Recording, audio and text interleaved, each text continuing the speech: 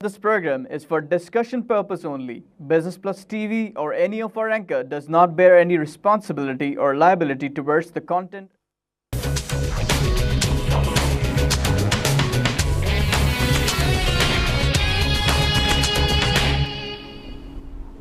अस्सलाम वालेकुम। Business lunch के साथ मैं हूं आपकी मेज़बान महानूर अली।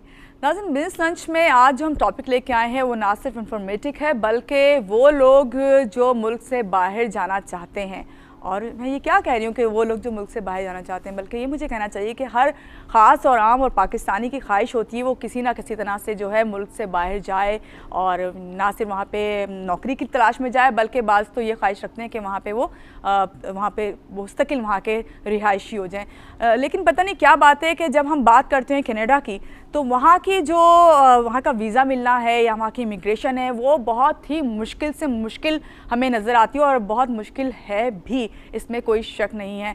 और ये भी समझ नहीं आता क्यों लोग जो है जबकि उन्हें बासानी जो है मिडिल ईस्ट वगैरह का वीज़ा मिल जाता है मगर वो तरजीह देते हैं कनाडा को ही। इस पर हम बात करेंगे और जो हमारे गेस्ट हैं आज के उनसे आपका तारुफ मैं कराती हूँ। लेकिन पहले चाहूँगी कि टॉपिक आपको बता दूँ कि जो लोग ख्वाहिश रखते हैं और जिन्हें ना सिर्फ जिनके पास इस तरह के पॉइंट्स भी हैं, क्योंकि जब कैनेडियन इमिग्रेशन की बात करते हैं उसमें पॉइंट्स काफ़ी काउंट किए जाते हैं। तो जनाब आज का हमारा टॉपिक है conditions and requirements for Canadian immigration. जो कंडीशंस हैं, रिक्वायरमेंट्स वो आपको बताई जाएंगी, क्या न्यू लॉ आया है ये भी आपको बताया जाएगा और काफ़ी इस लिहाज से आपके लिए इन्फॉर्मेटिव है। तो हमारे जो गेस्ट हैं पहले उनका तारुफ आपसे करा दूँ। हमारे साथ मौजूद हैं आमिर इस्माइल साहब, एडवाइज़र कैनेडियन इमिग्रेशन। इनसे मिलते हैं और जानते हैं कि कहाँ तक मैं दुरुस्त हूँ, कहाँ वो हमें दुरुस्त रास्ता बताते हैं कि किस तरह जो है हमें सही तरीके से बाहर की तरफ मूव करना चाहिए अगर हम ख्वाहिशमंद हैं तो।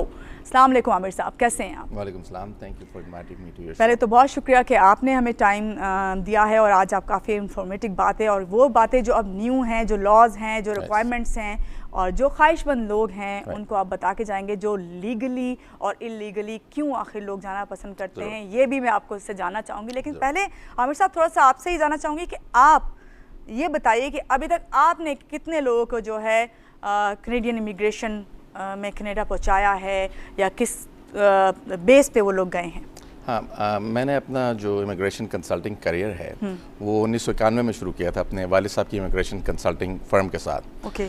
तो वो एक ऐसा पेशा है ये जो कि मैंने अपनाया है, उसके अलावा मैंने और कुछ नहीं किया। और उसमें 91 से लेकर अभी तक लातादाद लोग हमारी तवस्सुत से कनाडा जा चुके हैं और अल्हम्दुलिल्लाह बड़े सेटिस्फाइड हैं। And we have been able to assist lot of Pakistanis, चाहे वो पाकिस्तान में हो या कहीं और रिहाइश पजीर हों। हमसे रब्ता करते हैं, अपना ट्रस्ट का इजहार करते हैं और हम उनको सही गाइडेंस देने के लिए मौजूद रहते हैं, हर वक्त मौजूद हैं उनके लिए। और आप सर्विसेज आपकी हैं और 1991 से आपने बताया। आमिर साहब, ये कोई time period short time period नहीं है, काफ़ी अरसा आपको हो गया है इसमें। आपने कहा कि लातादाद लोग गए हैं और यकीनन आप लोग ऑथोराइज्ड हैं जिसके थ्रू वो लोग गए हैं। लेकिन यहाँ पे एक बात मैं करना चाहती थी, इसना शुरू में मैंने प्रोग्राम में कहा कि हमेशा बहुत प्रॉब्लम्स रही हैं और बड़ा मुश्किल है इसका हुसूल। अगर क्या वजह है, क्यों इतना मुश्किल है? और मुश्किल से मुश्किल तरीन हम देखते हैं हर साल होता जाता है, क्योंकि मैंने जब इससे पहले भी एक प्रोग्राम किया था उसमें ये था कि पॉइंट्स की बात हुई थी, फिर उसके साथ साथ एज लिमिट बड़ी जो है कम कर दी है, पहले ज़्यादा थी। ये मुझे हमेशा समझ मुझे तो आ जाता है, लेकिन मैं चाहती हूँ जो हमें इस वक्त जिन्होंने ज्वाइन किया है उन्हें पता चले, जो जाना चाहते हैं, ख्वाहिशमंद हैं, वो किस तरह से जा सकते हैं, ये आप बताइए। देखिए, जो पॉलिसी है इमिग्रेशन की कनाडा की हमेशा से डायनामिक रही है। उसकी वजह ये है कि जो भी कंट्री है वो चाहती है कि अच्छे से अच्छे लोग वो सिलेक्ट करें और जो लेबर मार्केट नीड्स हैं वो क्योंकि चेंज हो रही हैं उसकी बुनियाद पर चेंजेस आते हैं। सही। और क्योंकि हमने 91 से इस काम को किया है तो हमने कई मरतबा इमिग्रेशन रेगुलेशंस को, पॉलिसीज़ को चेंज होते हुए देखा है। और जब भी देखा कि जब चेंज हुआ तो उसकी वजह यही रही कि वो चाहते हैं कि अच्छे से अच्छे लोग और मुनासिब लोग जो कि जाकर के वहाँ पर बासानी अपने आप को स्टैब्लिश कर सकें। उसमें अभी रिसेंटली जैसे आपने बात की एज लिमिट के हवाले से, तो एज लिमिट पहले आज से 2 साल पहले तक 49 रहती थी। उसको लिमिट नहीं कहना चाहिए क्योंकि 49 के बाद 50th बर्थडे पे वो 2 नंबर डिडक्ट कर लेते थे, तो यकीनन फिर आपके चांसेस कम होते चले जाते एज के साथ। अभी रिसेंट टाइम्स में उन्होंने इसको 35 कर दिया क्योंकि वो समझते हैं कि जो लोग यंगर होंगे वो यंग एज में आएंगे और 35 के बाद 36 पे वो 1 नंबर काटते हैं, 47 तक आपके सारे नंबर 12 नंबर चले जाते हैं। तो वो चाहते हैं कि लोग यंगर एज में आएँ, यंगर फैमिलीज़ आएँ, उनकी इंटीग्रेशन ज़्यादा आसान हो, सही। वो जॉब्स के हुसूल में उनको आसानी हो, क्योंकि बहरहाल एनर्जी लेवल लोगों का ज़्यादा होता है, उनके पास टाइम ज़्यादा होता है कि वो अपनी तालीमी काबिलियत को बढ़ा सकें एग्जैक्टली और अपने आप को वहाँ पे सेटल डाउन कर सकें। तो इस वजह से एज लिमिट्स को चेंज करते हैं, मुख्तलिफ चीज़ों को वो वक्तन फ़वक्तन चेंज करते रहते हैं। सही। जी हाँ। आमिर साहब, आपने कहा कि काफ़ी आपने हर बार काफ़ी चेंजेस देखी 1991 से लेके अब तक। थोड़ा सा आइडिया लेना चाहती हूँ आपसे कि ये जो चेंजेस आती हैं ये क्या ईयरली बेसिस पे आती हैं या थोड़ा टाइम पीरियड इसका ज़्यादा होता है? देखिए, ईयरली बेसिस पे तो सिर्फ इमिग्रेशन की जो इनका टारगेट है वो इस्टेब्लिश होता है कि जी इस साल हमने कितने लोग लेने हैं। 2.5 से 3 लाख अफराद वो लोग लेते हैं हर साल, और वो टारगेट को पूरा करने की कोशिश करते हैं। चेंजेस सिर्फ उस वक्त आती हैं जबकि इसकी ज़रूरत पेश आती है। अगर वो समझते हैं या गवर्नमेंट कोई चेंज होती है तो नेचुरली उनके अपने कुछ ज़ाविया होता है सोचने का, तो वो चेंजेस को मुतारिफ कराती हैं। मकसद सिर्फ एक ही है, यानी मुल्क को फ़ायदा हो। इमिग्रेंट जो है वो एक बहुत इंपॉर्टेंट रोल प्ले करते हैं। तो काइंड ऑफ इमिग्रेंट्स जो वो सेलेक्ट करते हैं, चाहे वो प्रोफेशनल्स को लें, बिजनेसमैन हज़रात को लें, इवन रेफ्यूजीज़ को लें, तो कनाडा की काफ़ी ओपन डोर पॉलिसी रही है। रिसेंट टाइम्स में नेचुरली जो चेंजेस हैं वो इंट्रोड्यूस उन्होंने अपने फ़ायदे के लिए किए हैं, और उसमें कुछ चेंजेस ऐसी हैं जो कि लोगों के लिए मुश्किल साबित हो रहा है, जिसमें क्वालिफाई करना। अंग्रेज़ी के मैार को बढ़ाया है जैसे उन्होंने। तो नेचुरली अगर आप अंग्रेज़ी में महारत नहीं रखते हैं तो वहाँ जाकर के आपको बहुत दिक्कत होगी जॉब ढूंढने में। फ्रेंच स्पीकिंग कंट्री के लोग कह सकते हैं शायद कि नहीं, ये तो हमारे साथ काफ़ी ज़्यादती हो गई, तो उन्होंने फ्रेंच के पॉइंट्स भी रखे हैं, लेकिन अंग्रेज़ी का होना आपके अपने हक में बेहतर है। अगर आप कमज़ोर अंग्रेज़ी के साथ जाइएगा तो वहाँ जाकर के आपको दिक्कत होगी और परेशानी होगी। एग्जैक्टली। अच्छा, अभी आपने कहा कि 2 से 2.5 लाख के करीब लोग जो हैं जाते हैं और उनको वीज़े का हसूल हो जाता है। मगर कितनी इस बुनियाद पे मैं क्या कहना चाहती हूँ आपसे ये कि लाइक कितनी एप्लीकेशन जो हैं हर साल आती हैं? राइट, एप्लीकेशन जो हैं वो काफ़ी सारी आती हैं। जैसे ये जो 2.5 से 3 लाख अफराद हैं, ये टोटल नंबर है। इसमें मुख्तलिफ कैटेगरीज होती हैं। स्किल वर्कर कैटेगरी है, बिजनेस कैटेगरी है, रेफ्यूजीज हैं, स्पॉन्सरशिप्स इनमें भी कैटेगरीज हैं। ये नहीं कि स्टूडेंट बेस पे हैं या स्टूडेंट्स के लिए भी है, लेकिन वो टेम्पररी रेजिडेंट वीज़ास होते हैं। परमानेंटली आने के लिए जो कैटेगरीज हैं उसमें तो अगेंस्ट ईच कैटेगरी एप्लीकेशंस की तादाद बहुत होती है, क्योंकि कनाडा जो है वो एक सॉर्ट आफ्टर है कंट्री, और उसमें रिफ्यूज़ल रेट्स भी होते हैं, रिफ्यूज़ल भी होते हैं। कभी कोई गलती की बुनियाद पे, कभी कोई आप सिलेक्शन क्राइटेरिया मीट नहीं करते हैं, और जो लोग डिज़र्व करते हैं उनको ज़रूर वो कंसिडर करते हैं। अच्छा, यहाँ पे जब आप बात करते हैं ना गलती की बुनियाद पे, ये जो लोग इस वक्त देख रहे हैं जो जाना चाहते हैं, जिन्होंने अभी एप्लीकेंट हैं जो आपके थ्रू, या फिर अगर मैं बात करूँ मार्केट में और भी लोकल एजेंट जो हैं वो बैठे हुए हैं, तो आपने कहा कि कहीं पे एप्लीकेशन में कोई गलती हो या कोई ऐसा हो कि पॉइंट में कमी रह जाए, क्या ऐसा नहीं कि अगर ऑथोराइज्ड एजेंट के पास आप जाते हैं तो वो ऐसी कोई गलती जो है उसका सरजद हो ही नहीं सकती, क्योंकि उन्हें पता है कि ये चीज़ अगर नहीं है, फॉर एग्जांपल मैं आती हूँ, आपको पता है कि मैं इस रिक्वायरमेंट्स के मुताबिक हूँ ही नहीं, मेरे पॉइंट्स हैं नहीं, आप खुद ही मुझे मना कर देंगे। यकीनन ये उन्हीं को फेस करना पड़ता होगा, ये तमाम सब कुछ जो कि लोकल एजेंट के थ्रू जाते होंगे। क्या कहेंगे, थोड़े लोगों को अवेयरनेस देना इस बारे में? देखिए, पहली बात तो ये है कि किसी रिप्रेजेंटेटिव को यूज़ करना कोई मैंडेटरी रिक्वायरमेंट नहीं है। आप बहुत से लोग खुद भी अप्लाई करते हैं एप्लीकेशन, लेकिन अगर आप कंसिडर कर रहे हैं किसी प्रोफेशनल की खिदमत लेना, वो ज़्यादा बेहतर होता है। खुद भी प्रोफेशनल हैं, आप चाहते हैं कि काम अच्छी तरह से हो जाए, तो आपको इंश्योर करना, यह आपकी जिम्मेदारी है कि आप इंश्योर करें कि जिन साहब या साहिबा से आप बात कर रहे हैं वो प्रॉपर्ली ऑथराइज है गवर्नमेंट ऑफ कनाडा की तरफ से। उसका तरीक़ाकार वाज़ेह है कि वो ICCRC immigration consultants of Canada regulatory council का मेंबर होना चाहिए। उनकी वेबसाइट पर रजिस्ट्री है, आप जाकर के नाम, फर्स्ट नेम, लास्ट नेम से चेक करें ज़रूर। होता ये है कि जो ICCRC मेंबर्स हैं वो पहली बात तो ये कि कैनेडियन सिटीजन्स होते हैं, और वो कैनेडियन कवानीन के अंडर में आते हैं, उसके परव्यू में आते हैं। दूसरा, उनको मेंबरशिप आसानी से नहीं मिलती है। वो तालीम लेते हैं, वो $1 मिलियन का चैनल आते हैं, $1 मिलियन का इंश्योरेंस अपने साथ मेंटेन करते हैं, CPD continuous professional development points लेते हैं। तो इस तरीके से वो बहुत सारे लवाजमात पूरे करते हैं, और वो हर साल ऑडिट भी करते हैं अपना। Sorry, it's okay. तो इसमें यही है कि जो लोग लोकली काम कर रहे हैं तो वो इन तमाम चीज़ों को नहीं मद्देनज़र रखते, वो फिर मैंने भी इस बारे में पढ़ा है और जिस तरह बता रहे हैं आमिर साहब इस वक्त के यहाँ पे अगर आप तमाम अपनी जो एप्लीकेशन है उसको प्रॉपर तरीके से फिल करें और ख़ुद ऑनलाइन भी आप कर सकते हैं और अपने ज़रूरी नहीं है कि आप ऑथोराइज़ के पास जाएं, लेकिन इधर जो आमिर साहब का कहना है वो यही है कि बेहतर ही होता है कि कोई कमी बेशी ना रह जाए। इसके लिए आप जो है लाजमन ऑथोराइज जो एजेंट हैं उनके पास जाएं जो आपको ना सिर्फ इमिग्रेशन के तरीके प्रॉपर तरीके से बताएंगे बल्कि ऑनलाइन जो सिस्टम है जिसके थ्रू आप अप्लाई कर रहे हैं वो उसको आपको कोई प्रॉब्लम फेस नहीं करनी पड़ेगी। जी आमिर साहब, मैं यहाँ पे सही हूँ या कुछ मैंने गलत कहा? आपको सही कहा।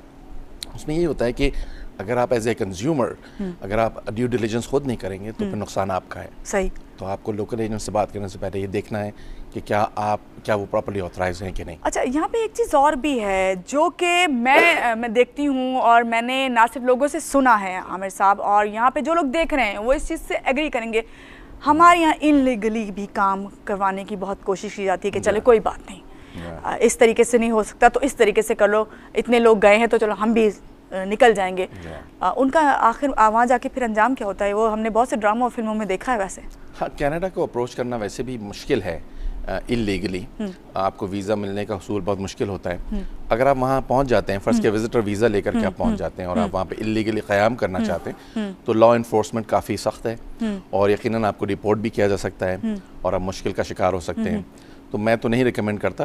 लीगल वेज मौजूद हैं, अगर आप क्राइटेरिया पूरा करते हैं तो देयर आर वेज जिसको आप अपना करके अप्लाई कर सकते हैं। लोकली मैं देख रहा हूँ कि काफ़ी सारे लोग मुझे रब्ता करते हैं। जब भी मैं टोरंटो से आता हूँ यहाँ पे सेमिनार्स के लिए तो लोग मुझसे कहते हैं कि जी ये कैटेगरी है, ये अपॉर्चुनिटी है, कोई किसी ने हमें बताया कि वर्क परमिट मिल जाता है। तो फिर मुझे उनको वाजे करना पड़ता है कि देखिए there is a selection criteria और जॉब का हुसूल नेचुरली जब आप वहाँ पहुँच जाते हैं तभी शायद मुमकिन होता है। ऐसा बहुत मुमकिन नहीं है कि पहले से कैनेडियन एम्प्लॉयर आप में इंटरेस्टेड हो जाए फिर वहाँ पर लेबर मार्केट के डिपार्टमेंट को कन्विंस भी करे। तो फिर यकीनन आमिर साहब यहाँ पे मैं यही कहूँगी और नाजरीन आपसे भी कि आप लोगों को गलत जब कोई गाइडेंस देता है और इस किस्म की बातें करता है तो फिर वो सुनी सुनाई बात पे आप यकीन ना करें। आप पहले सही तरीके से मालूमात कर लें और फिर उस पर अमल दरामद करें, जब भी आपके लिए फ़ायदा भी है। और ये भी कि लोग एजुकेटेड हैं माशाल्लाह, तालीम याफ्ता हैं। वो CIC जो डिपार्टमेंट है इमिग्रेशन का उसकी वेबसाइट बनी हुई है, उस पर काफ़ी सारी इंफॉर्मेशन होती है। हाँ, ये है कि ज़रूर आप किसी प्रोफेशनल को लेते हैं तो आप पहले तो ये इंश्योर करें कि वो वाकई ऑथराइज्ड है। दूसरा ये कि आपकी अपनी नॉलेज कैसे इंश्योर करेंगे कि ऑथराइज्ड है? देखिए जो रजिस्ट्री है ऑथराइज्ड रिप्रेजेंटेटिव्स की वो मौजूद है ऑनलाइन। ये कहीं ऐसा तो नहीं कि ये भी आप वो क्या कहते हैं कि आपने जाली बना ली और तो फिर देखिए ना, ऐसा भी तो होता होगा, इसके लिए CIC की जो वेबसाइट है, फर्स्ट ऑफ ऑल CIC जो सिटीजनशिप एंड इमिग्रेशन कनाडा की वेबसाइट है वो ऑथेंटिक सोर्स है। अब कहीं ना जाइए, अब उस पर जाइए, उसमें एक टॉपिक है हु कैन रिप्रेजेंट यू। उसमें वाज़े तौर पे बताया उन्होंने कि कौन लोग आपको रिप्रेजेंट कर सकते हैं। सही। आप उस पर लिंक पे जाइए, नाम डालिए, रेफरेंस नंबर डालिए और फिर अपने एजेंट से सवाल कीजिए कि ये सिर्फ आपकी प्रोटेक्शन के लिए है क्योंकि आप पैसे दे रहे हैं। सही। काम आपको मेयारी भी चाहिए और पूरा भी चाहिए और आप ये भी नहीं चाहते कि जो रिप्रेजेंटेटिव है वो कहीं गायब हो जाए काम। इवन अगर ऑथराइज रिप्रेजेंटेटिव आपको काम सही नहीं करके दे रहा तो आपको पता है कि मेरी सुनवाई है मौजूद, गवर्नमेंट ऑफ कनाडा उसको वॉचडॉग के तौर पे उसका रेगुलेटर उसको देख रहा है, तो मुझे पीस ऑफ माइंड भी है। आप पैसे भी दे रहे हैं, उसके बाद इंतशार का शिकार भी हो रहे हैं, तो दैट्स नॉट गुड। सही। यहाँ पे एक चीज़ ये आमिर साहब, जो लोगों का जहन में सवाल हैं, जो लोग फेस करते हैं ख़ास तौर से, वो चलें मैं थोड़ा बहुत तो जानती हूँ, लेकिन जितना ज़्यादा बेहतर आप बता सकते हैं कि कौन से मेजर प्रॉब्लम्स हैं जो पाकिस्तान से जब लोग जाते हैं, पाकिस्तानी हैं, जो फेस करते हैं इमिग्रेशन के लिए, इमिग्रेशन हाँ, जाने से पहले तो नेचुरली अगर आप सिलेक्शन क्राइटेरिया मीट करते हैं तो मैं नहीं समझता कि कोई प्रॉब्लम होनी चाहिए। बैकग्राउंड सिक्योरिटी चेक्स अगर आपके क्लियर हैं, मेडिकल आपका क्लियर है और आप सिलेक्शन क्राइटेरिया को भी मीट करते हैं तो ये बहुत मुमकिन है कि आपको इंशाल्लाह प्रोसेसिंग आसान हो जाएगी। वहाँ पहुँचने के बाद तो असल स्टोरी शुरू होती है। आप पहुँच गए, उसके बाद आपको जॉब का हुसूल है, सेटल डाउन होना है, तो 2 फेज़ हैं, इमिग्रेशन एंड देन सेटलमेंट। अच्छा, आपने कहा कि वहाँ पहुँच के असल जो है आपको जो है मुश्किलात का सामना करना पड़ता है, लेकिन अगर आप सही तरीके से गए और आपको पता है कि आप अपने पॉइंट्स पूरे लेके गए तो यकीनन वहाँ पे आप जाके जॉब का हसूल भी आपको हो जाता होगा और आपके लिए वहाँ पे रहना भी, ज़िंदगी गुजारना आसान हो जाता है। यहाँ पे बात करूँगी कि ये क्या वजह है? आप भी इसको जानते होंगे, इतने अरसे से आप इसके लिए काम कर रहे हैं। पहले ज़्यादा था ये ट्रेंड के लोग जाना चाहते थे, या अब ये इंक्रीज करता जा रहा है कि इमिग्रेशन का ट्रेंड जो है? आप लोगों के लिए तो चले अच्छा है। नाजुक सा सवाल है, क्योंकि देखिए इंक्रीज उसी वक्त होगा जब लोग नहीं रहना चाहेंगे अपने मुल्क में। कुछ वजूहात हो सकती हैं बिल्कुल, और लोगों को ये पता भी है कि वहाँ जाकर की मुश्किलात होती हैं, फिर भी वो एडवांटेजेस और डिसएडवांटेजेस, प्रोज एंड कॉन्स को वे करते हैं और फिर वो डिसाइड करते हैं कि ठीक है अपने मुल्क को छोड़ना जो है वो मुनासिब है। तो मैं समझता हूँ कि अब ज़्यादा ट्रेंड है, गो के सिलेक्शन क्राइटेरिया सख्त हो गया है, जबकि पहले सिलेक्शन क्राइटेरिया कदरे आसान था। तो उस वक्त लोग डिसाइड किया करते थे कि ठीक है सोचेंगे। अब मैं देखता हूँ, जहाँ तक मेरा ओपिनियन है, कि अक्सर लोग इंटरेस्टेड हैं जाने के लिए, और अक्सर लोग क्वालिफाई नहीं करते हैं because of the selection criteria in place right now. तो जो लोग कर रहे हैं वो यकीनन अप्लाई करते हैं, देन दे गो। तो अब बढ़ गया है ट्रेंड, और ये मेरे ख्याल से आने वाले सालों में बढ़ता ही जाएगा, बेशक कितना ही मुश्किल क्राइटेरिया हो। और अब मेरा ख्याल है क्राइटेरिया मुश्किल से मुश्किल तरीन होता जा रहा है। तो सवाल यहाँ पे ये भी आता है, क्यों आखिर लोग क्यों वहीं जाना चाहते हैं? Why Canada? कुछ वजूहात बिल्कुल वाज़ेह हैं। वाई डोंट मिडिल ईस्ट, जहाँ पे आपको आसानी से देखिए मिडिल ईस्ट भी बहुत सारे लोग हमारे जाते हैं, और मैं अभी दुबई में था अपने सेमिनार के लिए, मैंने अभी भी नोट किया कि काफ़ी सारे पाकिस्तानीज़ का रुझान है वहाँ पर, इंडियंस हैं, पाकिस्तानीज़ हैं बरसग़ीर से। तो लोगों का रुझान मिडिल ईस्ट तो है ही, लेकिन क्योंकि मिडिल ईस्ट जो है आपको मुस्तकिल सुकूनत नहीं देता है, पासपोर्ट नहीं देता है, सिटीजनशिप नहीं देता, they don't own you, they would allow you to come but they would not say कि आप मेरे सिटीजन बन जाएं। सही, कनाडा वुड डू दैट। तो लोग इवन जो मिडिल ईस्ट में वेल सेटल्ड हैं, मैरिज ज़िंदगी मैं समझता हूँ यकसा ही हैं कनाडा मिडिल ईस्ट, और इनफैक्ट सैलरीज जो है मैं देख रहा हूँ कि लोगों की इतनी अच्छी हैं वहाँ पर मिडिल ईस्ट में कि शायद बहुत मुश्किल होता होगा वहाँ से जाना। लेकिन लोग लॉन्ग टर्म प्लानिंग के हिसाब से वहाँ से भी जाते हैं ताकि उनको एक तो सिटीजनशिप मिले, दूसरा ये कि यहाँ से पाकिस्तान से लोग अमूमन बिल्कुल जो मेजर रीजंस हैं वो शायद बच्चों की तालीम के हवाले से, अपनी ख़ुद की ग्रूमिंग के हवाले से वो चाहते हैं कि वो जाएं और वहाँ पर जा कर के अपने आप को सेटल करें। सही। अच्छा, यहाँ पे मैं पढ़ रही थी और मैंने जब रिसर्च इसके बारे में की आमिर साहब, तो यहाँ पे जो मैंने चीज़ देखी इसमें चेंजेस जो आई हैं, फैमिली का है, हेल्थ है, एजुकेशन है, जिसमें एक चीज़ जो मैंने देखी जहाँ पे कि आपके अगर कोई यहाँ पे कोई आपके बहन भाई या उस तरह, तो उसमें आपको पॉइंट्स ज़्यादा मिल जाते हैं। उसके बाद आप एक्सप्रेस एंट्री एप्लीकेशन, शायद यही है ये जिसका आपने मुझे प्रोग्राम से पहले भी बताया था, ये क्या चीज़ है और ये क्या चेंजेस लेकर आए हैं? देखिए बहुत अच्छा सवाल है, और ये बहुत लोग जो है इसमें कंफ्यूज हैं। वो कहते हैं जी एक्सप्रेस एंट्री नया प्रोग्राम आ गया, एक्सप्रेस एंट्री नाम नया दे दिया है जी। असल में उनको ये समझने की ज़रूरत है कि ये नाम है फाइल मैनेजमेंट सिस्टम का, जो गवर्नमेंट ऑफ कनाडा ने इख्तियार किया है 1 जनवरी 2015 से। सिलेक्शन क्राइटेरिया स्किल वर्कर्स का अभी भी वही है, age, education, work reference, work experience, language skills, 67 points. ये आप 1 जन 2015 की बात कर रहे हैं? अच्छा, यहाँ मेरे पास 16 नहीं, 1 जन 2015 से ये लागू है। और पहले ये होता था, साल हो गया जी, पहले ये होता था कि आप अपना असेसमेंट करते थे, देखते थे आप क्वालिफाई कर रहे हैं, आप एप्लीकेशन डालते थे, पेपर एप्लीकेशन, और वो फिर डील होती थी येस या नो। अब आप एप्लीकेशन डालते हैं ऑनलाइन, उसको प्रोफाइल कहते हैं, उसके बाद आपको पूल में रखा जाता है एप्लीकेंट्स के, और वहाँ से सिलेक्ट करती है रैंक करने के बाद गवर्नमेंट ऑफ कनाडा। इस तरीक़ेकार का नाम एक्सप्रेस एंट्री है। सही, it's not a new category. इसके जरिए वो स्किल वर्कर्स को डील कर रहे हैं, स्किल ट्रेड क्लास को डील कर रहे हैं। ये पहले भी ये सब था, लेकिन बस नाम इसको दे दिया गया। हाँ, और the way they handle the applications, they used to deal with them on paper and they used to take a decision. अभी वो डिसीजन नहीं लेते, वो कहते हैं कि अगर आप रैंकिंग में हमारे पास मेयार पे आए तो हम आपको अलाउ करेंगे, अदरवाइज आप पूल में रहिए, साल भर रहिए, उसके बाद साल भर के बाद आपका प्रोफाइल एक्सपायर हो जाता है। ओके, जी हाँ। अच्छा, एक और चीज़ आमिर साहब के फ्रॉड जो देखने में आया है ज़्यादातर, स्टूडेंट वीज़ा जी, इसके अंदर बहुत ज़्यादा है, इमिग्रेशन में भी है, ये क्या फ्रॉड किस सिलसिले में? इसका फ्रॉड जो है उसके मुख्तलिफ नौयत हैं। एक या तो मिसरिप्रेजेंटेशन होती है, यानी आप या तो अपनी क्वालिफिकेशन को एक्सजरेट कर रहे हैं, या मटेरियल फैक्ट को कंसील कर रहे हैं या नहीं बता रहे हैं, या फिर आप डॉक्यूमेंट फ्रॉड भी होता है, डिग्री है, आपका वर्क रेफरेंस लेटर्स हैं, तो गवर्नमेंट ऑफ कनाडा वक्तन फ़वक्तन स्टेप्स लेती रहती है वेरिफिकेशन के, उनके पास तरीक़ेकार मौजूद हैं। अभी एजुकेशन के हवाले से उन्होंने एक नया प्रोसीजर इंट्रोड्यूस किया है जिसका नाम है ECA, एजुकेशनल क्रेडेंशियल असेसमेंट, जहाँ पे आपकी डिग्री को पहले आप अपने मुल्क में अटेस्ट कराइए, फिर उसका मेयार चेक होता है कनाडा में। तो इस तरीके से वीज़ा ऑफिसर का काम थोड़ा सा महदूद हो गया है, या ये कहना चाहिए सहल हो गया है। उसमें उसे ये नहीं पता करना पड़ता कि क्या डिग्री जाली है या नहीं है। और वर्क रेफरेंसेस के हवाले से they call employers, they even visit employers. मैं अपने तमाम एप्लीकेंट्स को, क्लाइंट्स को यही गाइडेंस देता हूँ कि कोई भी चीज़ है आप उसको मिसरिप्रेजेंट ना करें, सही, और कोई भी ऐसा डॉक्यूमेंट ना सबमिट कराएं, क्योंकि ज़्यादा से ज़्यादा आपका काम नहीं होगा, लेकिन अगर आपने ऐसा काम किया तो फिर आगे आप फिर हमेशा के लिए 5 ईयर्स के लिए आप बैन हो सकते हैं, या ताउमर भी बैन हो सकते हैं। तो बेहतर है कि अपना दरवाज़ा मुस्तकिल बुनियादों पे बंद ना करें। सही, एक दफ़ा काम नहीं हो रहा तो कुछ अपने आप को इम्प्रूव कर लें, इस काबिल हो जाएं कि आप क्वालिफाई करें, and then only apply. There is nothing that is impossible in this world. तो सही, एग्जैक्टली। तो ऐसा वैसे होता है कि बैन होते हैं और उसके बाद फिर वेट करते हैं और फिर दोबारा अप्लाई करते हैं? जी, सेक्शन 40 ऑफ इमिग्रेशन एक्ट वो ये कहता है कि जी अगर आप ने कोई चीज़ मिसरिप्रेजेंट की है तो आपको बैन किया जा सकता है। अच्छा, ये भी मुझे बताइएगा, ये जो फ्रॉड जिस तरह आपने कहा, इसमें इस तरह होता है कि आपकी डिग्री है, ये सब कुछ जो है वेरीफाई करने के बाद सारा कुछ होता है।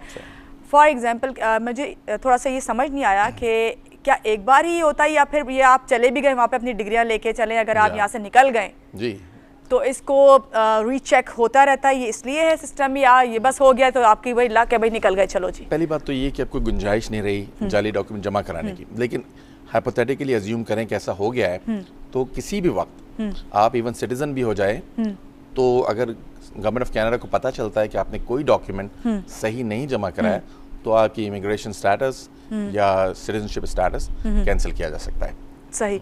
अच्छा आमिर साहब, इससे पहले कि मैं आपसे कोई मज़ीद बात करूं इस वीज़ा के हवाले से, इमिग्रेशन के हवाले से, स्टूडेंट वीज़ा के हवाले से, क्योंकि अभी हमने एक जनरल ये बातें की हैं, इसके बाद मैं चाहूँगी थोड़ा सा आप ये बताएं कि पॉइंट सिस्टम क्या है, स्टूडेंट के लिए क्या है, फैमिली के लिए क्या है, या अगर आप जॉब के सिलसिले में खाली जा रहे हैं, कोई आप इसके बाद स्किल है तो उसके लिए क्या, ये हम इस पे बात करते हैं। लेकिन यहाँ लेते हैं एक छोटी सी ब्रेक, और हम ब्रेक के बाद फिर वापस आते हैं और मज़ीद इन्फॉर्मेशन आपके लिए है, तो हमारे साथ ही रहेगा।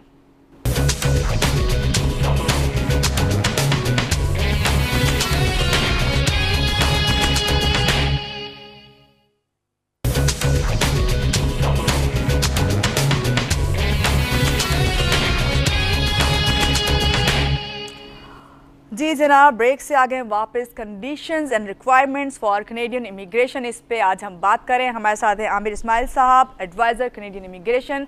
और इतनी कंडीशंस हैं, इतनी रिक्वायरमेंट्स हैं, समझ नहीं आता यार, इससे बेहतर अपने मुल्क में रहो। आमिर साहब, ये तो एक लाइटर वे में मैंने बात कर दी, लेकिन नहीं, जो जाना चाहते हैं और जो इस काबिल हैं और बाकायदा पॉइंट्स उनके पूरे होते हैं तो उन्हें ज़रूर जाना चाहिए, कोई इसमें बुराई नहीं है, बल्कि अच्छा है। आप एक तरह से अपने मुल्क को ही रिप्रेजेंट कर रहे होते हैं वहाँ पे रहकर, और मुबादला की भी तरसील होती है।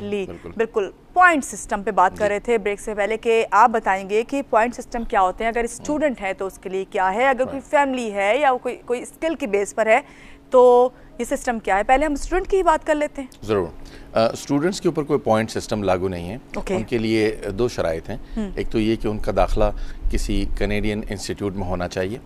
दूसरा, उसकी रिक्वायरमेंट्स पूरी करके उनका एडमिशन वहाँ पे होगा। यूनिवर्सिटी ने वाज़े की होगी कि क्या है, अंग्रेजी का क्या मेयार चाहिए, कितना पॉइंट्स, कितना परसेंटेज चाहिए, क्या डिग्री में ले रहे हैं, तो क्या प्रीरेक्विजिट है, वो यूनिवर्सिटी या कॉलेज ने बताया। उसके बाद आपने अप्लाई करना होता है वीज़ा, लेकिन साथ साथ आपको ये भी देखना है कि अफोर्डेबिलिटी है कि नहीं। जो आप एज ए इंटरनेशनल स्टूडेंट पढ़ना चाहते हैं तो आप इंटरनेशनल स्टूडेंट की फ़ीस देते हैं। एज ए कैनेडियन सिटीजन या परमानेंट रेजिडेंट तो एक्सपेंसिव नहीं होता होगा यकीनन। अगर आप उसको कंपेयर करें कनाडा को दूसरे ममालिक से, ऑस्ट्रेलिया, यूके या यूएस से, तो वहाँ काफ़ी कम है ट्यूशन फ़ी, लेकिन फिर भी है, और आपकी अफोर्डेबिलिटी होना चाहिए। तो वहाँ पॉइंट सिस्टम नहीं है स्टूडेंट्स में। पॉइंट सिस्टम सिर्फ स्किल वर्कर्स पे होता है, जो प्रोफेशनल जा रहे हैं, एज पर, एजुकेशन पे, वर्क एक्सपीरियंस पे, लैंग्वेज। ये उनका आपने अभी जब शुरू में बताया था एज लिमिट जो बताई थी आपने, उनके लिए बताई थी। सिस्टम लागू है जिन पे। अच्छा, आपकी बात क्या ख़त्म हो गई है? सॉरी, मुझे मैं अंडरस्टैंड नहीं कर पाई थी। स्टूडेंट की जब आपने बात की कि वहाँ की जो कोई भी इंस्टीट्यूट है उसके लिए आपको रिक्वायरमेंट्स है कि वहाँ पे आपको एडमिशन होना ज़रूरी है, और उसके लिए आपकी इंग्लिश होना जब आप बात करते हैं यहाँ पे, तो यहाँ पे अब तो अल्हम्दुलिल्लाह ऐसे स्कूल हैं, कॉलेजेस हैं, इंस्टीट्यूट हैं जहाँ पे काफ़ी स्किल, इंग्लिश लैंग्वेज स्किल जो है, लैंग्वेज ख़ास तौर से आपकी अच्छी होनी चाहिए। ये बहुत ज़रूरी हो कि आपने जब वहाँ पे एक दूसरे से कम्युनिकेट करना है, तो ये आपके लिए ज़रूरी है। लेकिन क्या ऐसा है आमिर साहब के इस बेस पे रह जाते हैं स्टूडेंट यहाँ पे? अभी भी ऐसा है कि ज़्यादातर स्टूडेंट इस बेस पे रह जाते हैं कि उनकी लैंग्वेज पार नहीं है? देखिए, जो वीज़ा का या ऐसे कोई इंस्टीट्यूट हैं अभी जिनके अगर आपके पास डिग्री हो तो उसकी बेस पे आप जा सकते हैं? देखिए, जो यूनिवर्सिटी है उसने मैार सेट करना है कि वो अंग्रेजी का किस मैार पे लेगी स्टूडेंट को। ज़्यादातर क्या होता है, क्या लोग अभी जो देख रहे हैं स्टूडेंट, उनको बताइए कि वो क्या अपने जहन में रखें और किस लेवल पे हो तो वो जा सकते हैं? आइलेट्स एक टेस्ट है अंग्रेजी का, वो एकेडमिक टेस्ट यूजुअली एक्सेप्टेबल होता है यूनिवर्सिटीज़ में, यूजुअली 6 to 7 या इवन मोर इफ द। और हमने प्राइवेटली बहुत देखा है हर दूसरे दरवाजे पे आइलेट्स के, और हाँ, वो तो ट्रेनिंग है, वो आप खुद भी कर सकते हैं या ट्रेनिंग ले लें तो ज़्यादा बेहतर है। लेकिन ये कि वो यूनिवर्सिटी का मैार है। जो वीज़ा ऑफिसर है उसने आपकी एप्लीकेशन या वीज़ा उस वक्त देना है जब वो ये कन्विंस होगा कि आप जेन्युइन स्टूडेंट हैं। वो क्या होता है, वो शख्स होता है जो कि वहाँ तालीम लेगा और तालीम लेने के और उसको अफोर्ड कर सकता है, और उसके बाद वो वापस आ जाएगा अपने मुल्क, यानी उसने मुस्तकिल वहाँ क़याम नहीं करना है।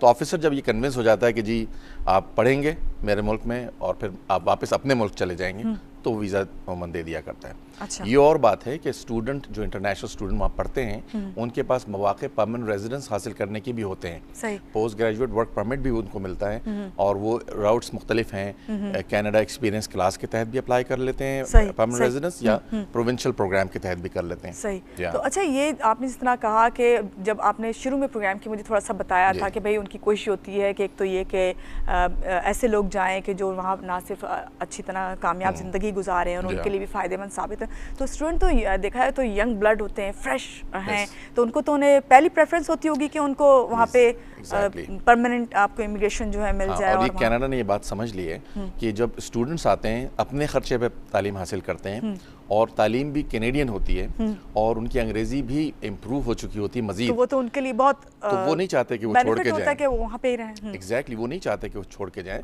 वो जब ओवरसीज से स्किल वर्कर ले रहे हैं तो क्यों ना वो चाहें कि ये लोग ही रिटेन हो जाएं, बिल्कुल, ये लोग ना जाएं वापस। तो इसीलिए प्रोग्राम वाजे की।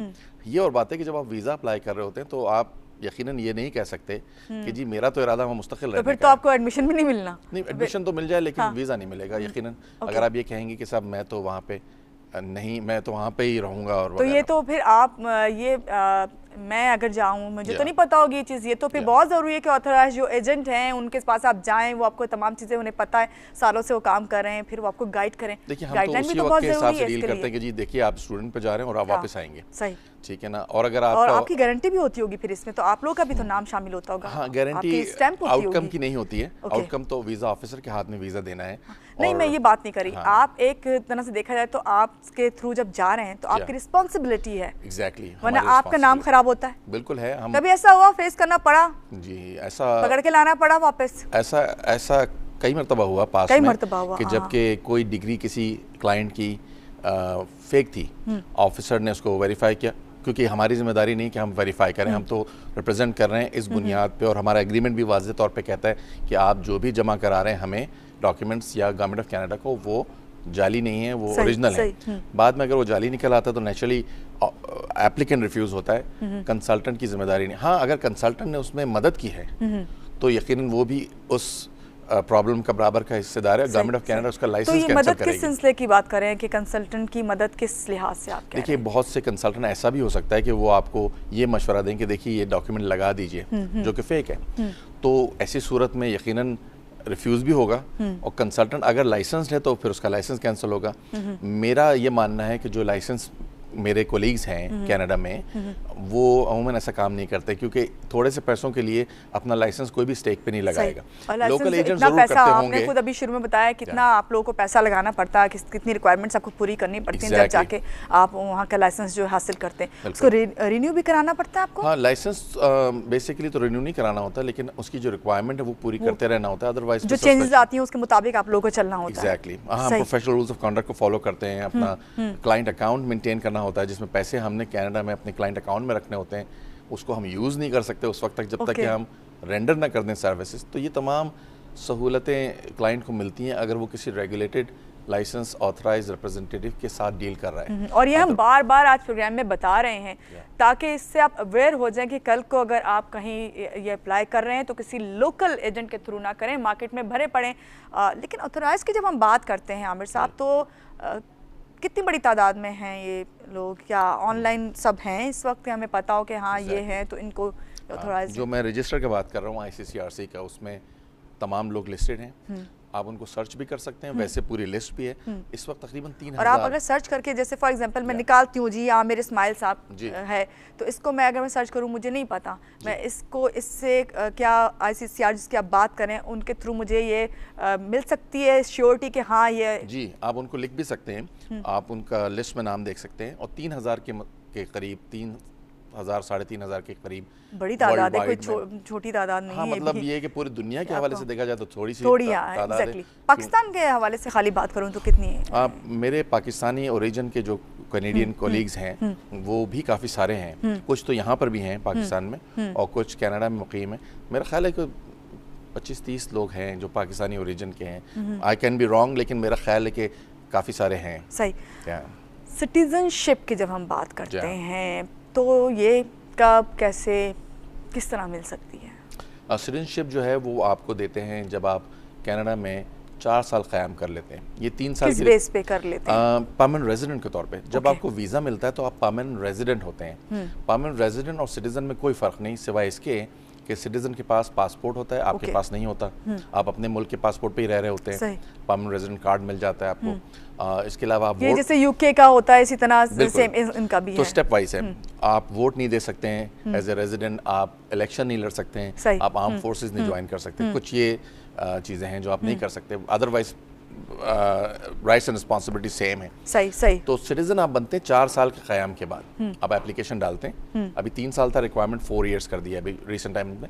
फिर भी कनाडा सबसे फास्टेस्ट है दूसरे ममालिक के मुकाबले में पासपोर्ट देने के या सिटीजनशिप देने के लिए। अच्छा आमिर साहब, भी आपने खुद ही बता दिया और मुझे ये सवाल भी आपसे करना था कि क्या बात है कि हमारे ही पाकिस्तान के लिए पॉलिसीज़ जो हैं वो और स्ट्रॉन्ग से स्ट्रॉन्ग होती जा रही हैं, जबकि हम अगर इसका थोड़ा सा भी कंपैरिजन करें दूसरे ममालिक की निस्बत तो वहाँ तो बिल्कुल, क्यों आज तक हम स्ट्रॉन्ग नहीं हो सके इसमें कि हम एक ऐसी जो हमारे लिए बहुत रिलीफ लेकर आए ऐसी पॉलिसी हो? देखिए, कनाडा की जो पॉलिसी, इमिग्रेशन पॉलिसी जो है वो तमाम ममालिक, चाहे वो कोई से भी दुनिया के कोने में हो, सबके लिए सेम है। सबके लिए सेम है। तो कोई नहीं है। हाँ, विजिटर वीज़ा एक ऐसा एरिया है जहाँ पर के क्योंकि रिस्क फैक्टर वो कैलकुलेट करते हैं कि कौन से मुल्क के लोग शायद हमारे पास आने के बाद वापस ना जाएं, इलीगली रह जाएं, तो वो उन ममालिक के लोगों को वीज़ा मुश्किल से इशू करते हैं। उसमें पाकिस्तान, बहरहाल पाकिस्तानी जो हजरात हैं विजिटर वीज़ा डालते हैं तो रिफ्यूज़ल रेट हायर है एज़ कम्पेयर टू अदर, क्योंकि वो वीज़ा ऑफिसर की I would say gut feeling भी होती है। वो उसी वक्त उसने डिसीजन लेना होता है। $100 फीस है, अगर आपको गलत भी रिफ्यूज़ किया तो शायद आप दोबारा आ जाए। लेकिन इमिग्रेशन के हवाले से वाज़े कानून है। पॉइंट सिस्टम की बात कर लें या बिजनेसमैन हज़रात जाते हैं करें अगर आपकी लक है, वैसे तो ये इसमें तो कोई भी, चाहे वो ऑथराइज है और या फिर लोकल है, कोई किसी के थ्रू भी आप अप्लाई करते हैं, ये आपकी लक भी है। इसमें आप नहीं गारंटीड कि भाई आपके थ्रू कर रहे हैं तो नहीं भाई मैं तो पहुंचा के रहूँगा, तुम वहीं ना सिर्फ ऑथराइज रिप्रेजेंटेटिव इसलिए नहीं लेते कि आपको वीज़ा मिलने की गारंटी हो, इसलिए कोई गारंटी नहीं होती, इसलिए लेते हैं कि गलती ना हो, गाइडेंस सही हो।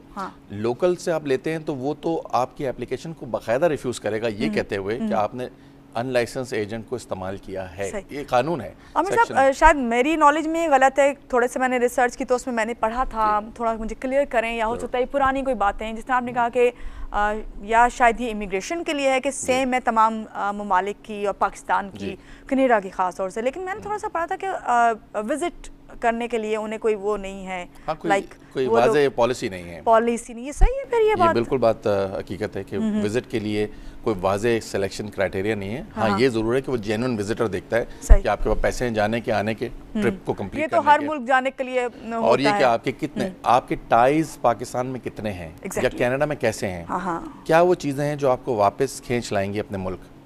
प्रॉपर्टी है, जॉब है, फैमिली है, एग्जैक्टली। तो आप पूरी डॉक्यूमेंटेशन करते हैं, तो आपको करना पड़ता है। उसके बावजूद मैं देखता हूँ कि अक्सर रिफ्यूज़ल हो जाता है ऐसे लोगों का भी जो कि वेल ट्रैवल्ड हैं, तो यकीनन कहीं पे उसको शायबा हुआ होगा, कोई परेशानी हुई ऑफिसर को, तो आप दोबारा अप्लाई कीजिए और उसको पूरा करने की कोशिश करें। डिसार्ट होके ना बैठे, अक्सर लोग डिसार्ट हो जाते हैं कि भाई हमारे तो तमाम डिसार्ट हो जाते हैं, या फिर ये कि गेस्ट वर्क में ऑफिसर जो है, सॉरी आपको कता कलाम, गेस्ट वर्क में ऑफिसर जो हैं बहुत ख़राब होते हैं। आप चाहते हैं कि आपकी एप्लीकेशन को देख के वो खुद ही समझ जाए कि देना है कि नहीं, आप उसको वाजे करें, कवर लेटर लगाएं, या अगर रिप्रेजेंटेटिव है आपका तो वो सबमिशन लेटर बनाएं, आपकी बैकग्राउंड को वाजे करें, डॉक्यूमेंट्स को प्रॉपर्ली सामने रखें। उसके बाद टाइम कम है विजिटर वीज़ा ऑफिसर के साथ, तो आप उसको उसका ज़िंदगी सहल करें और आपका डिसीजन फेवरेबल आने की उम्मीद होगी। सही।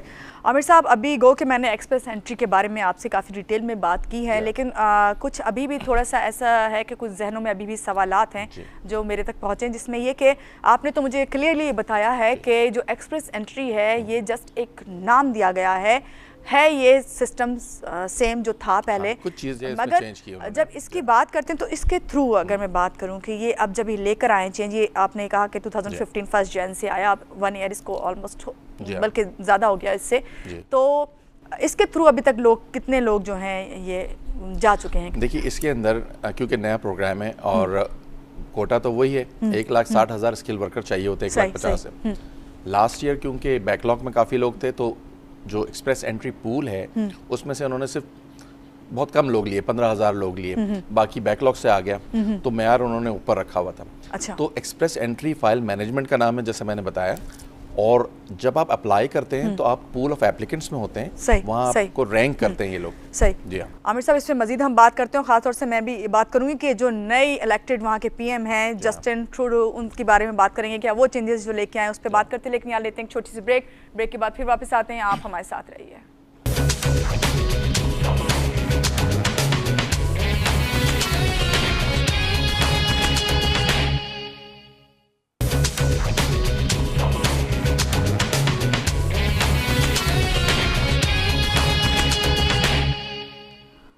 जी जनाब, ब्रेक से आ गए वापस, और ब्रेक पे जाने से पहले भी बात हो रही थी कनेडियन इमिग्रेशन की, उसकी कंडीशंस की, उसकी रिक्वायरमेंट्स की। हमारे साथ आमिर इस्माइल साहब हैं, एडवाइज़र हैं कनेडियन इमिग्रेशन, इनसे बात हो रही है। और मैंने ब्रेक से पहले जब मैं बात कर रही थी तो मुझे था कि जो नई इनकी गवर्नमेंट आई है, क्या ऐसा होता है कि जो नई गवर्नमेंट आती है वो अपने मुताबिक जो है हर बार कोई ना कोई चेंजेस लेके आती है?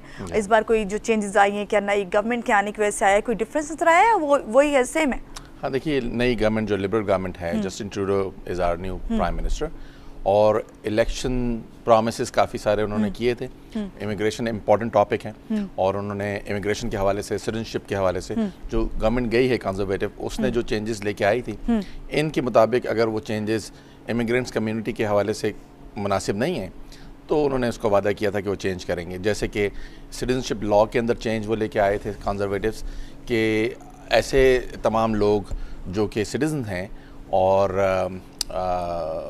उनकी सिटीजनशिप कैंसिल हो सकती है अगर उनका इरादा कनाडा को अपना घर रखने का नहीं है, लोग चले जाते हैं, तो वो लिबरल्स ने ये वादा किया कि हम उसको चेंज कर देंगे दोबारा, और ऐसा 2 टीयर्स ऑफ सिटीजनशिप नहीं हम रखेंगे। तो एक तो वो चेंज आने की उम्मीद है कि सिटीजनशिप लॉ दोबारा जो है वो रीस्टोर हो जाएगा। और इमिग्रेशन के हवाले से भी उन्होंने कुछ वादे किए हुए थे कि वो एक्सप्रेस एंट्री सिस्टम में जो सिबलिंग्स हैं आपके, अगर भाई बहन हैं कनाडा में, उसके पॉइंट्स वो इंट्रोड्यूस करें। अभी नहीं है, एक्सप्रेस एंट्री पूल में जब आप जाते हैं तो आपको पॉइंट्स नहीं देते हैं रिश्तेदारों के, तो वो थोड़ा और डिटेल में इस एक्सप्रेस एंट्री के बारे में हम ब्रेक से पहले बात करें, तो मैंने आपको बताया था, एक बार फिर से हमें बता दें थोड़ा डिटेल में कि ये इसका क्या।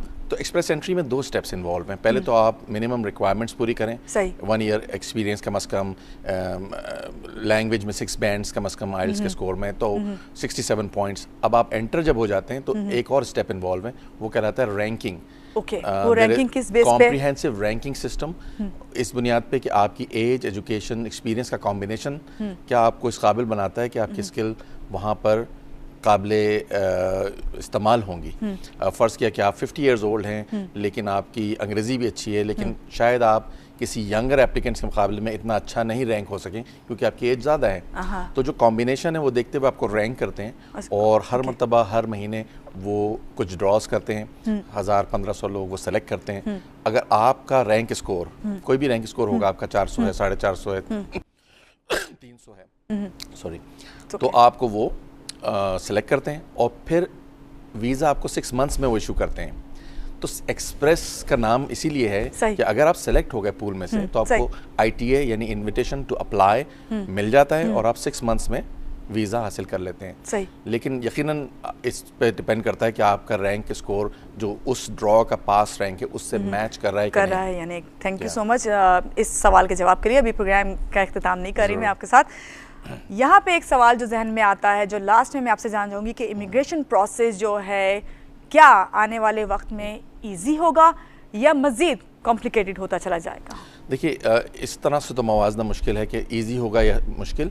हमें ये देखना है कनाडा की रिक्वायरमेंट्स क्या रहेंगी फ्यूचर में। ये तो बढ़ती चली जा रही है ना, अभी जो आपने प्रोग्राम में बताया, आप तो एप्लीकेंट बढ़ते चले जा रहे हैं। एक्चुअली उनका रिक्वायरमेंट जो है वो कुछ लोगों के लिए, जैसे अंग्रेजी का मेयार उन्होंने बढ़ाया। मैं नहीं समझता पाकिस्तानीज या बड़े सगीर के लोगों के लिए कोई फ़र्क पड़ा, क्योंकि हम अमूमन अंग्रेजी अच्छा ही बोलते हैं। यहाँ पर अंग्रेजी में तालीम होती है, तो जो दूसरे स्पीकिंग कंट्रीज हैं, स्पेनिश हैं या फ्रेंच हैं, उनके लिए शायद ये मुश्किल हो गया, क्योंकि पॉइंट्स एलोकेट जो थे पहले 16 नंबर थे अंग्रेजी के, अब 24 कर दिए हैं, तो वेटेज ज़्यादा दे दिया उन्होंने। या एज जिनकी ज़्यादा है वो कहते हैं सब एज तो मेरी ज़्यादा है लेकिन मेरे पास एक्सपीरियंस भी ज़्यादा है। आप यंगर लोगों को ले रहे हैं, उनके पास एक्सपीरियंस कम है, तो उन्होंने एक्सपीरियंस के जो 21 नंबर थे वो उठा करके 16 कर दिए, 15 कर दिए।